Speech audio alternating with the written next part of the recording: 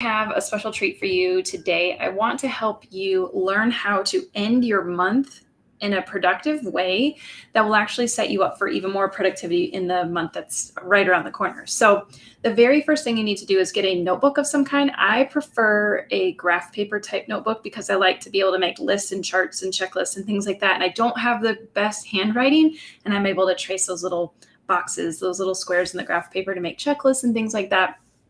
I think bullet journaling is really, really cool, but I have bad handwriting, so that applies to my artistic abilities as well. So grab yourself a notebook, make a list right here, and if you want, you can jump into the Crunchy Supermoms community where I'll be sharing a little resource that goes along with this, okay?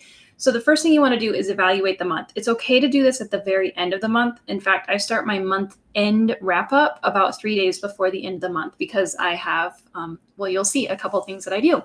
So the first thing is to look at the past month. What things were working for you? What things did not work for you? And how many goals did you have that you did not meet? Make sure you celebrate the ones that you met. Okay, that's important to do. But we're ultimately looking at the things that didn't get done. What kinds of tasks did you set up that you didn't get done? Were you in the throes of spring cleaning or putting away your Christmas decorations or something like that, and it just didn't get done? It's important to highlight those things and figure out, how the month went. Then the second step is to look at your focus for the month ahead. Identify the focus areas in all of the pillars of motherhood. Okay, so there's so many of them, and some of these might not apply to you, but there's things like health, fitness, relationships, homeschool, entrepreneurship, cleaning, household management, community, and then your personal items. Maybe you're trying to do something for yourself, train for a marathon or an Ironman. So those pillars, identify your pillars in the umbrella of motherhood. And then I want you to figure out what your focus for each of those pillars might be. Now, I know that might sound kind of crazy, but just trust me on this, okay?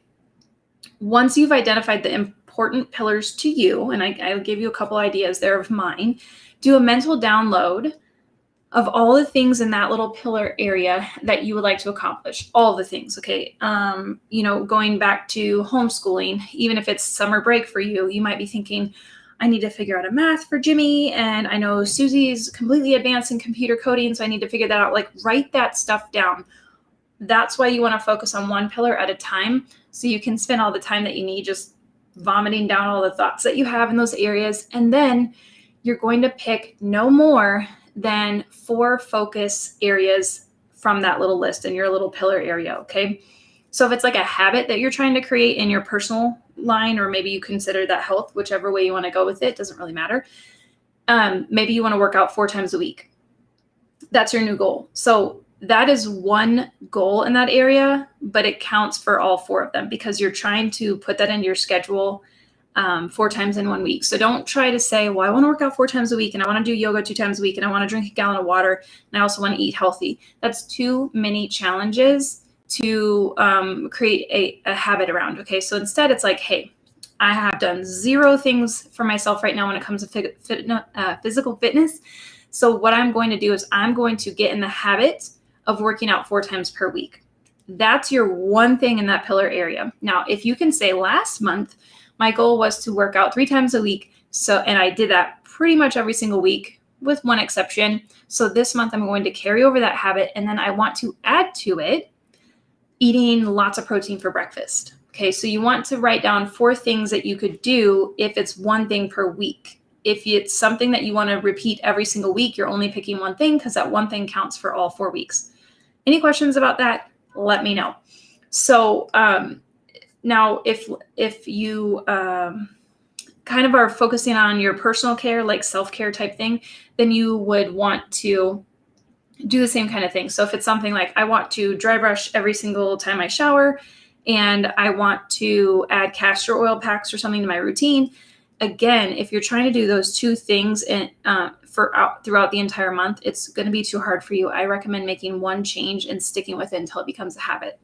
So once you figure that out, which that should take you a while, that's the biggest chunk of this, is figuring out what you want to focus on in the future month. Now, if you had 8 pillars and you have 8 things that you want to do in all areas, so you have 8 different tasks that you want to work into your weeks, that's a lot.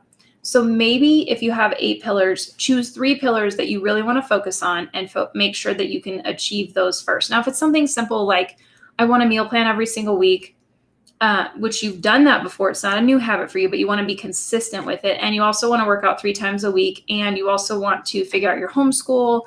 Those little things work okay, but don't say that you're going to add all these new things that you've never done before and put 8 of them into your routine. It's not going to work. Again, if you have questions about that, let's chat about it in the Crunchy Supermom community. Once you figure that out, I want you to do an inventory of your personal care items and your paper products. You're probably like, where did that come from? It seems like out of left field. Well, here's the thing. You want to prepare for the month ahead, and that means shopping, reducing your time being spent on all of those things. And this is what I do to minimize the amount of time it takes me to shop and to think about feeding my family, because food is the number one thing. I don't care what anyone else tells you. Food comes before all other things when it comes to running your household properly. It's the number one thing, and toilet paper counts for that, okay? So do an inventory for personal care products, your paper products. Then this one's going to take a little bit. Go into your kitchen and inventory it, okay? I have inventory sheets that are free for you in the Crunchy Supermoms community. You want to go through your pantry, go through your spices, throw out the spices that are over a year old, go through your fridge, wipe it all down. You guys, I use parchment paper in the bottom of all my drawers, in the bottom of all of my shelves. And I love it, okay? Because I don't know how many times I have a lemon spoil and the mold goes all over. I don't know if I'm alone in that, but there's always one little veggie that gets in the corner back there and it's always rotting out. And I just take that out with my amazing parchment paper and spray everything down with vinegar and start over. So take inventory, clean out your fridge, get ready, do some shopping list creation, okay? Do the grocery pickup. I don't go grocery shopping. I use Instacart. I also shop from Thrive Market and get a lot of our recurring, I have a subscription. So our subscription order comes once a month with our little dry goods and snacks and things like that, like dried fruit and soaked and sprouted nuts and oats and you name it. I've got about a $600 or $700 all the way up to $800 subscription that comes to our house every single month of the things that we use. And I never run out of the things that we use every single week. And I can make a grocery list for the fresh produce based on knowing that everything else is in my cupboard. And I have an inventory sheet to go from. And then when I meal plan, I know that I've got the staples and I don't have to worry about any of the extra shopping, okay? So it makes my life a lot smoother throughout the month. So it's super important that you start with this. And then the next thing that's going to take you a little bit of time is to close out your family budget for the month. If you're not budgeting, I don't know who you are. It's crazy. So I use something called You Need a Budget. It's an app. It's a little different because instead of forecasting how your money is going to go, you actually give each dollar a job as you receive it. So I get paid once a month through my little business that we have formed. And I give every single dollar a job. And it helps me know that if I close out my monthly budget at the end of the month, that everything's, again, smooth sailing. I've got things on auto pay. I just don't have to spend that time worrying about it every single day or week or even very much time every month. So close out your budget for the month, set your financial goals for the month ahead.